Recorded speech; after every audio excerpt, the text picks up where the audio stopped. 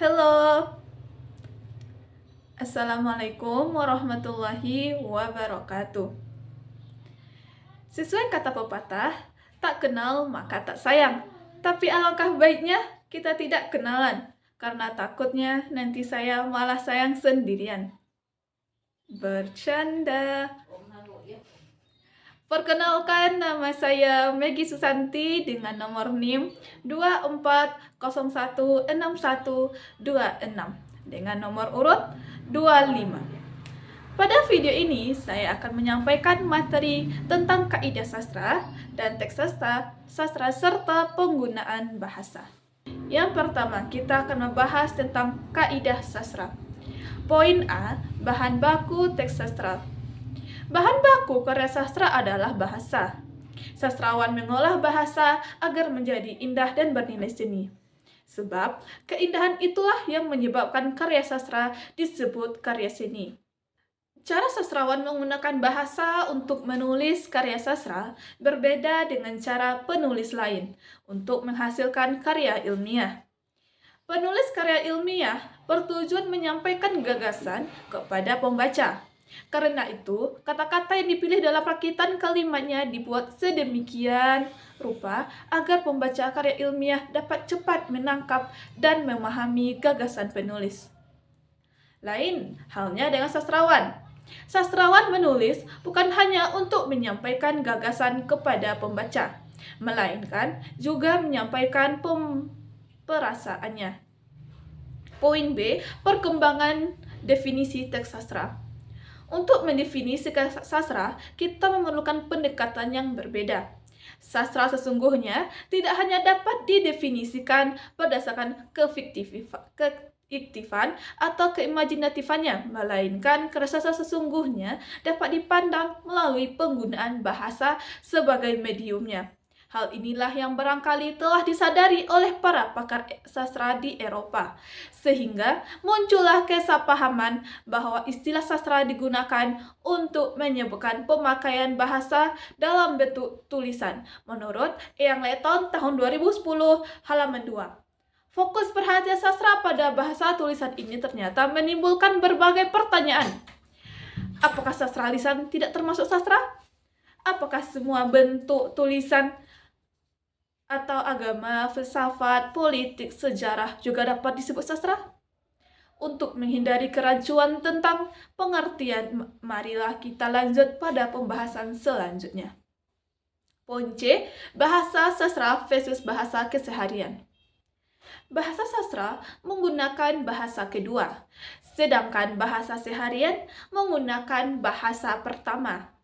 Karena bahasa sastra adalah bahasa yang digunakan oleh para sastrawan untuk membuat beberapa buku, menggunakan bahasa baku, dan pemilihan beberapa kata dan kalimat. Sedangkan bahasa keseharian menggunakan bahasa yang tidak menggunakan bahasa baku, atau bahasa percakapan yang sering dilakukan oleh orang lain atau masyarakat. Poin D, bahasa sastra versus bahasa ilmiah. Karya sastra dapat dinikmati sampai kapanpun, meskipun berbeda zaman, karena tergantung nilai-nilai yang masih relevan untuk dipelajari atau dipraktikkan. Sedangkan non-sastra atau ilmiah akan berkembang terus-menerus dari waktu ke waktu. Bahasa sastra adalah bahasa yang bersifat khayal atau imajinatif atau subjektif, karya sastra diciptakan oleh pengarang, dan pengarang tersebut memiliki hak penuh dalam menciptakan suatu karya sastra. Sedangkan bahasa ilmiah atau non-sastra yang lebih bersifat nyata atau objektif, karena hasil karya ilmiah dapat diperoleh berdasarkan fakta-fakta yang sudah ada dan disepakati kebenarannya secara umum. Poin E, karakteristik bahan baku teks sastra.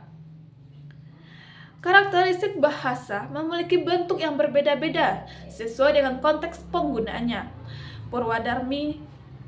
Purwadarminto membedakan bahasa menjadi beberapa macam, yaitu ragam bahasa umum dan ragam bahasa khusus. Ragam bahasa umum adalah ragam bahasa yang biasa digunakan untuk berkomunikasi sehari-hari oleh manusia dalam suatu masyarakat. Ragam bahasa khusus dikelompokkan menjadi beberapa macam, yaitu ragam bahasa jurnalistik, ragam bahasa jabatan, ragam bahasa ilmiah, dan ragam bahasa sastra. Semuanya memiliki karakteristik atau ciri-ciri yang berbeda-beda.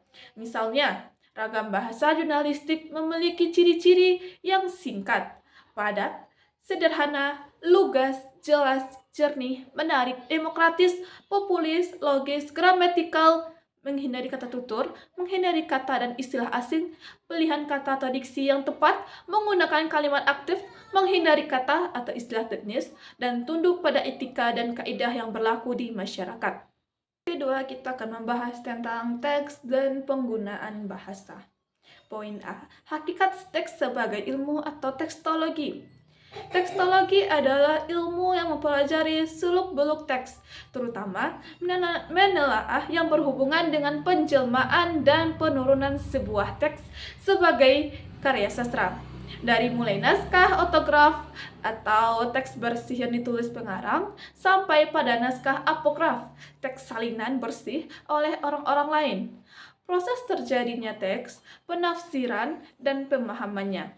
Poin B, ciri khas suatu teks. Yang pertama, adanya nilai seni. Yang kedua, menggunakan bahasa yang khas dan indah. Yang ketiga, bersifat imajinasi atau fiksi. Dan yang keempat, punya aliran bahasa sastra tertentu.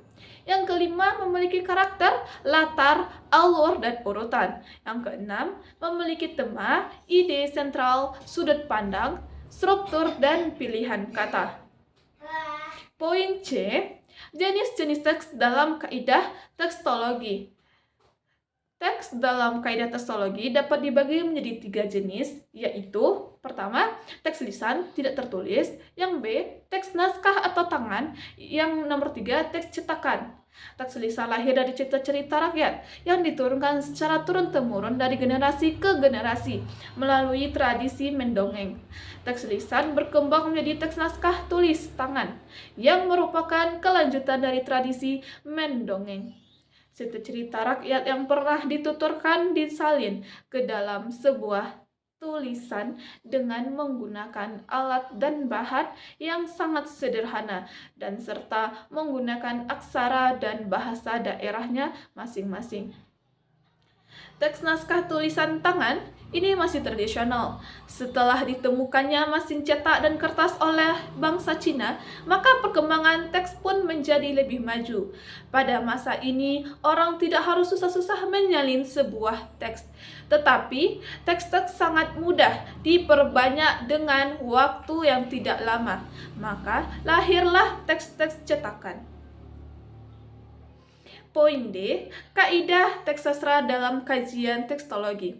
Menurut Barayit, tahun 1985 halaman 57 menyebutkan ada 10 prinsip dicapai yang dapat dijadikan sebagai pegangan untuk penelitian tekstologi yang pernah diterapkan terhadap karya-karya monumental sastra lama Rusia.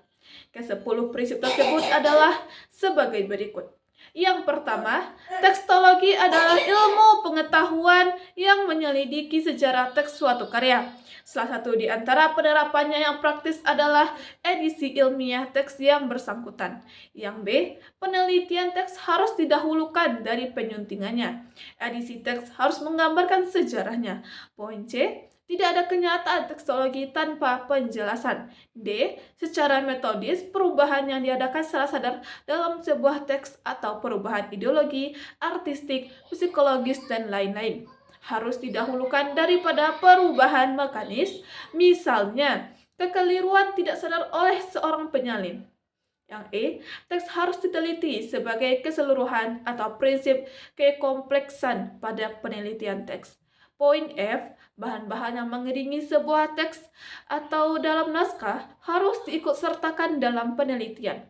Poin G, perlu diteliti pemantulan sejarah teks sebuah karya dalam teks-teks dan monumen sastra lain. Nah, itulah yang dapat saya sampaikan.